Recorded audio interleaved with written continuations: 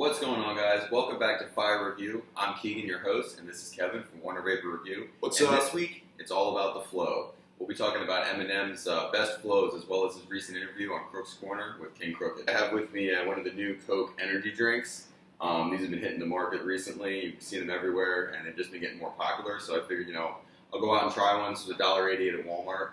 So, I figured, what the hell? Let's try it. It's definitely all right. You know what I'm saying? Like, it's got that Coke taste, and this is just the original one. They also make the cherry as well. Cherry was trash. Yeah. But, it's got that, you can definitely tell it's Coke in there, but it's got kind of a weird aftertaste. Someone I knew described it as bubblegum, and after I heard that, I couldn't unhear that. You know what I'm saying? Because, that's kind of what it tastes like. Bubblegum. But, it's all right. I'm definitely a Kickstart guy myself. It's worth a try, but it's nothing super amazing. Pick it up at wherever. $1, whatever. So asking the big questions here, right? This is something I've always wondered, and if I could ever sit down with a famous rapper or something like that, I'd just be like, how do you guys come up with your flows? How do rappers get their flow? You know what I'm saying? If I were to meet Eminem, that's one of the first things I would ask him, because it almost seems like when he makes his flow, he comes up with some kind of melody in the music, and then he kind of just fills it with words. You know what I'm saying? Or does it just come natural to him when he's spitting that? That's what I want to know. One thing I will say about this that I've noticed is just listening to a lot of different artists. They all seem to have a signature flow. Something that makes them unique. Right. Some part of them that makes them unique. When the Migos became popular, their very choppy flow. It then started to become popular. Right, the little triplets, yes, the 808s, yeah, mm-hmm. They were kind of the first people to do that. That all became very popular, and and it's one thing I feel like for one group or one rapper to have a flow, mm-hmm. but it's another thing for an entire genre to use that singular flow. Because when you look at rappers like J. Cole, Big Sean, Kendrick Lamar, when I listen to those guys, it's very easy for me to kind of pick out who's actually rapping at what part. Especially on a song like Forever, mm-hmm. When you listen to Drake, when you listen to Kanye, that's pretty cool. When you listen to Lil Wayne, and when you listen to Eminem, you really get a nice kind of taste of all their flows, because they're all very unique. They're all on the same track. They're all using the same song, but they all have their own take on it as far as flows go. Now someone like Eminem, he definitely takes a lot more account into where and how he uses certain words based on certain syllables that word may contain. So he really structures his songs more around that aspect, it seems like. And then you go to someone or you go to someone different, maybe like J. Cole or Kendrick, where it seems a bit more flowy. Maybe it's not more about rhyming, maybe it's about more of a message. So the rhyme scheme is going to be different. It's just I feel like it's definitely something that each rapper coming up tries to define first, because that's going to be essentially their footprint, their signature on a track. No, I'm a big Baby fan. I really fuck with his flow a lot. A lot of people say his flow sounded the same, and whether or not that's true, it's very signature. You hear any beat, you hear any song, you're gonna know it's the Baby right away. He's very got a signature voice, a signature kind of cadence he has, and I don't know, it's just interesting. That's just his way of doing it. That's something I've always been curious about. When people are writing music, anything, is it the lyrics first, or is it the song first? Do they hear the beat and then they think all right, cool, they start spitting it, or do they have the lyrics written and then they try to fit it to the beat? You know what I'm saying? That's something I always wondered. Or is it just all at the same time? Let's say if Eminem freestyles, right? He can just put on any beat and just do that, but he's also rapping. You know what I'm saying? Juice WRLD had a amazing freestyle before he passed away. Yeah. And that's just something else too. Talk about flows and artists and how they try to be different. When you think about auto-tune, right? A lot of people think of auto-tune as a pitch correction, right? As a way to kind of make their voice sound better. Where some artists use it because of the way it adds to the song. It adds sort of like a different sound. Right, that you couldn't necessarily get from a synth, from a kick machine, from a guitar, from a bass. You know what I mean?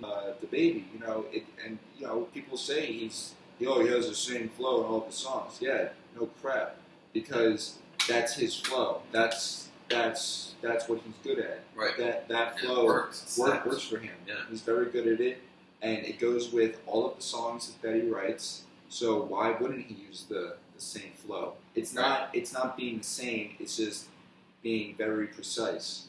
That's just how he does it. A couple of our favorite flows, starting of course with Eminem on "Music to Be Murdered By." One of my favorites was on "No Regrets." Towards the end of it, when he's going on to that, "Will of Impose" and "Foes are gonna feel like they're in the throes of a mountain lion." Yeah. That one, that's great. The way he just kind of like just goes rides on that. And like that's something else too that like I personally really find that I find myself drawn to in like a rapper, is kind of how their voice flows on the beat. That's gonna make, I feel like for me, it makes for a lot more of a enjoyable listening experience. Right. And it's interesting too to see where they're gonna go next. You know what I'm saying? Yeah. Like I'm always looking forward to seeing like what kind of flows I'm gonna have, because he's always coming up with the craziest shit. I have to say another one from that is Marsh, the one where it's like, "Hope thinks this snatch is magical, but that's how she attracts men up, traps them in a text and with to a natural." You know what I'm saying? Yeah. That one was sick. That was probably like one of my favorite ones on the whole album. So if I could probably achieve it, that's part of the reason I do all the thinking with thinking. As long as I'm breathing, I'm about to smother a beat. And like that. That one where it goes into that. Like, it's cadence. So because like right before it, he's just going normal speed, and then he just kind of like picks it up, and it's just so amazing the way it just seems like he just his voice just flows right on top of the beat. I thought it was sick because Eminem's entire verse on "I Will" was murder. That was a great song, but the one especially where he's like, "Bye, need a Isaac, y'all are just sons of my eyes." You know what I'm saying? And then he goes into the whole, "Born a cynic and more demented than an orphanage with a morgue embedded next door to an abortion clinic, newborns, infants tortured and tormented with the foreheads." And like he just goes on and on and on. You know what I'm saying? He does. He kills it. And that was crazy. I would have to say, going back to Recovery, from White Trash Party down here, pull a fifth of Bacardi from out of my underwear, walk around the party without a care, like a body without a head, looking like a zombie from the land of the living dead, and tomorrow I'll probably still be too high to get out of bed. Like that, that whole just like section right there, just the way it all goes together, and he just kind of like, and also it's the way he says it too. Is just killer. Like the way it flows, the whole structure of it, how the words are put together, like all the syllables, and how he gets all that. So let's talk a little bit about this interview that he was in with King Crooked. So if you guys didn't know, it was yesterday, I believe it came out, right? It was 2 days ago? 2 days ago. There's a video on King Crooked's got an interview channel. It's called Crook's Corner. And he had Eminem on there, and they were just basically talking about Music to Be Murdered By. It was really fascinating. It was just on YouTube, right? Like you guys can just So I'll actually put the link below if you guys are interested in checking it out. But it's really cool to hear those two talk about, the album, because, they were both on it. You know what I'm saying? Like it's their take on it. Eminem's take on a lot of things. He had a really interesting point of view. But like, he was talking a lot about like the rhyme scheme and about his favorite artists. You know what I'm saying? And one of the things he said was with Royce da 5'9" and with King Crooked, he wasn't sure where their beats were going to land. Like, I thought that was so fascinating because, like, I also think that too. Like, they had that ability to kind of like hop around with the rhyme scheme. And Eminem was like, I don't really know what's coming next. Yeah, it's kind of crazy because we I know there's people out there who don't necessarily see Eminem as like the best rapper of like all time or like the king or whatever. Him and Royce and King Crooked, he said, was that like he's like nervous to like listen to their music. Right. Because it's like, it's going to make him feel like he has to, do something better. Right. He has to like keep going. And it's like, he just can never just like put out a song and be like, okay, like that's it. Right. It's always like he puts out a song and it's like, oh, well, Royce is going to put out something, or like King Crooked is going to put out something.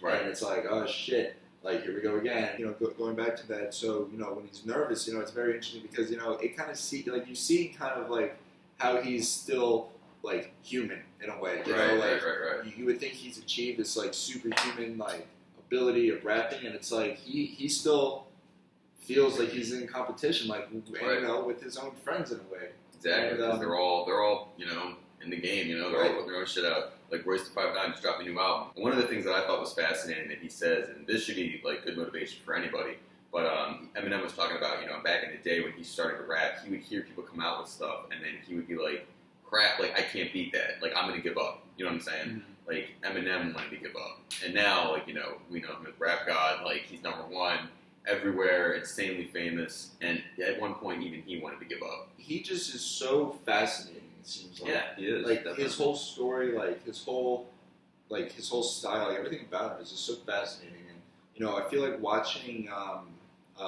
interviews where it's not like a press interview, it's not like a 60 minutes interview, you know what I mean? It's like an interview with like his friend, and they're talking about rap, and they're chilling, you know what I mean? And it just, you get a real good sense of like, kind of like who this person is. So definitely check that out, guys. I'm going to put that down below. It's really cool. But that's it for this week, guys. Thanks for watching, and be sure to catch us next week. Also, check out Kevin's channel, Wonder Paper Review. In his latest upload as well. I'll be featured in it. We got another review up there. So thanks again, guys. And as always, keep listening, keep it real, keep it unbelievably fire.